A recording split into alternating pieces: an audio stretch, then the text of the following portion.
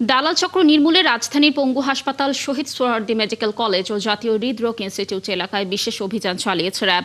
অভিযানে বেশ কয়েকজন দালাল আটক করা হয়েছে। পরে ভ্রাম্যমাণ আদালতের মাধ্যমে তাদের বিরুদ্ধে জরিমানা, অর্থদণ্ড এবং কারাদণ্ড দেওয়া হয়। র্যাব জানায়, দালাল চক্র রোগী ও স্বজনদের ভুল বুঝিয়ে প্রতারণা করে এবং অতিরিক্ত টাকা আদায় করে আসছিল।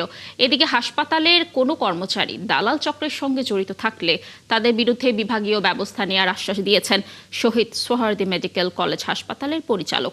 এর আগে দালাল নির্মূলে জিরো টলারেন্স ঘোষণা করে স্বাস্থ্য মন্ত্রণালয়। এ লক্ষ্যে দালাল মুক্ত হাসপাতাল নিশ্চিত করতে 7 দফা কর্মসূচিও ঘোষণা করা হয়েছে, যা বাস্তবায়নে কাজ করছে আইন শৃঙ্খলা রক্ষাকারী বাহিনী। দালাল বিরোধী, দালাল নির্মূলে জিরো টলারেন্স নীতি ঘোষণা করেছেন। 3টি হসপিটালে আমরা আজকে অভিযান পরিচালনা করি। শহীদ সোহরাওয়ার্দী হসপিটাল, হৃদরোগ হসপিটাল এবং পঙ্গু হসপিটালে আমাদের এই অভিযান, দালাল বিরোধী অভিযান পরিচালনা করা হয়।